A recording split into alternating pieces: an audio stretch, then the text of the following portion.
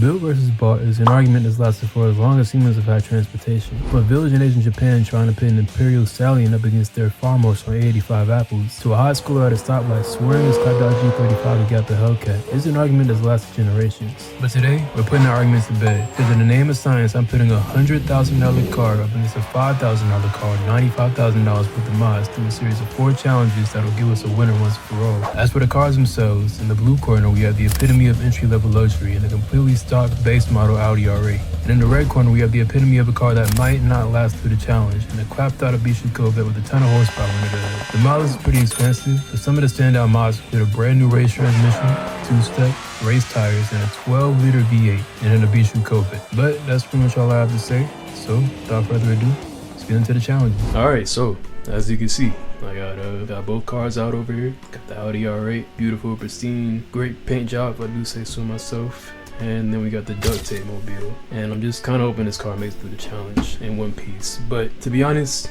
I think I already know what you guys are gonna say. The Audi R8 probably does cost a little bit more than $100,000, but in my defense, I didn't think that you know, like a $125,000 car versus $5,000 car with $95,000 worth of mods would, you know, hit the same as the title. So go ahead and test the Audi R8 first.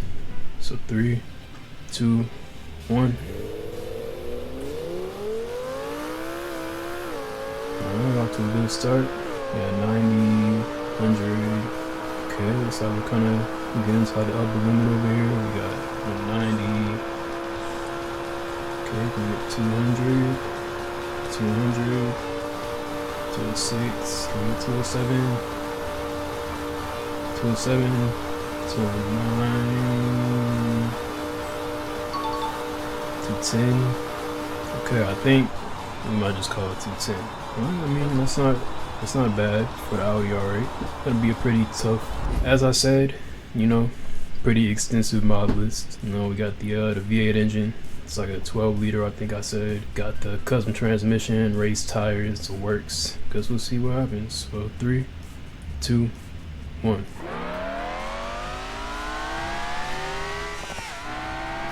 Okay. A lot of wheel spin, as you can see. And fourth gear up to 170, 180, 190, and we're just gonna fly right by that 210. That the Audi R8 set. Okay, we're actually up to 250, and okay, we're going down. So yeah, I mean, I really did not expect that much of a disparity between the two cars, but I mean, as you can see, I guess we're gonna get the Corvette this one. So for the next challenge, it's also pretty simple. It's just a drag race. Both cars on the drag strip here, and yeah, should be pretty simple. What really wins. So yeah, without further ado, start the challenge in 3, 2, 1. Bye, have a great time. And never mind. I think we can say that the Corvette won by just a smidgen.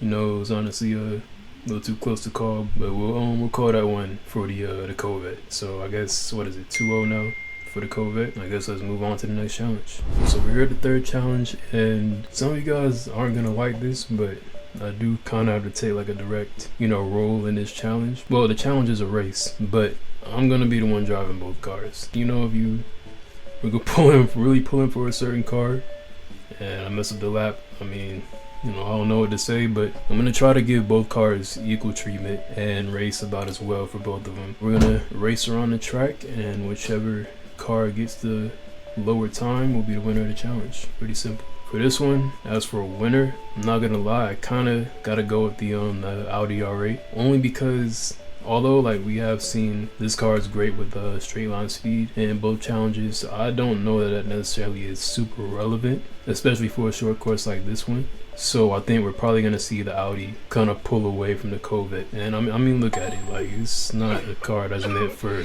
you know, like track day, super sport, like all of that. It has its uses, and I don't think this is one of them.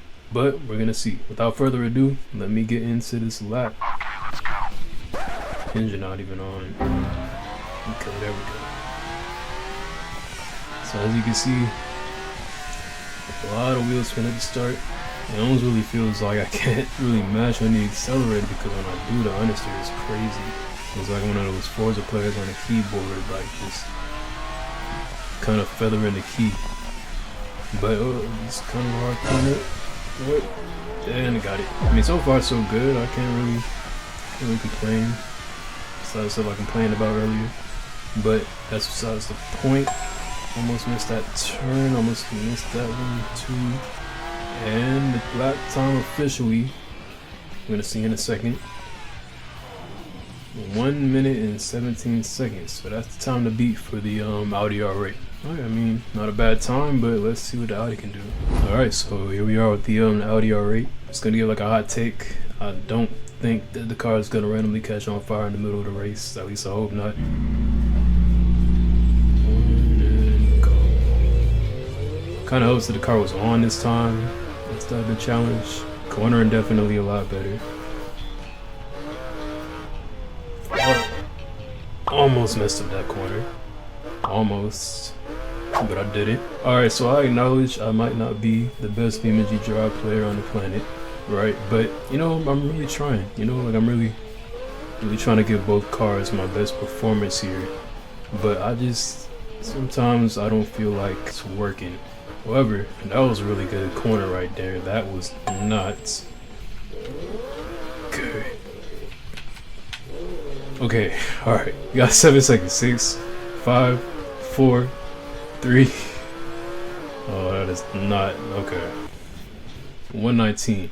So some of you might argue that me messing up on that lap probably impacted the time, and I think you'd be right. In all fairness, alright, I gave both cars 1 lap, and I think I'm just gonna have to call it for the COVID. Both cars 1 lap, I drove them both equally, and in my defense, the Audi was having a little bit of tailspin, or fishtail as you saw, and I think that impacted like me taking that corner, honestly. I mean, I know some of you might be a little bit upset, but I'm sorry. I gotta call it for the COVID. So 3-0 COVID, and let's get into the next challenge. Alright, so for the 4th and final challenge that has basically absolutely nothing to do with speed, I'm just gonna throw both cars off of this huge ramp right here, and whichever one survives gets the point. So as you can see, pretty steep drop. I'm honestly not even sure like what impact the car surviving or not. Maybe, you know, the anti-roll bars in my Corvette kind of the deciding factor, but I'm guessing that the car smoking off the starter line isn't really that good of a sign. But we're just gonna get into the challenge and we'll see what happens. 3, 2, 1.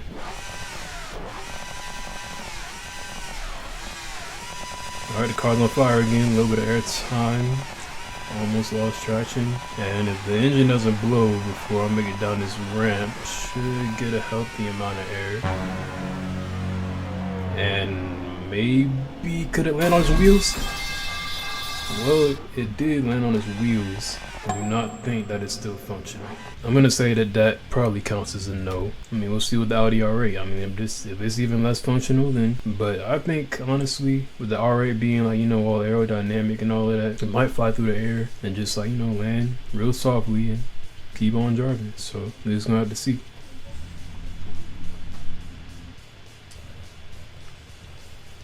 Alright, I mean, no point in stalling. So 3, 2, 1. Bit of wheel spin. Bit of air. Okay, I did not expect that. But we're gonna keep going regardless. Get my traction back. So I mean, if it doesn't break coming down the ramp, lost the tire. I think that's tire number 2, and we got 1 tire. Oh, 2 tires. And if the car still runs, then that is going to be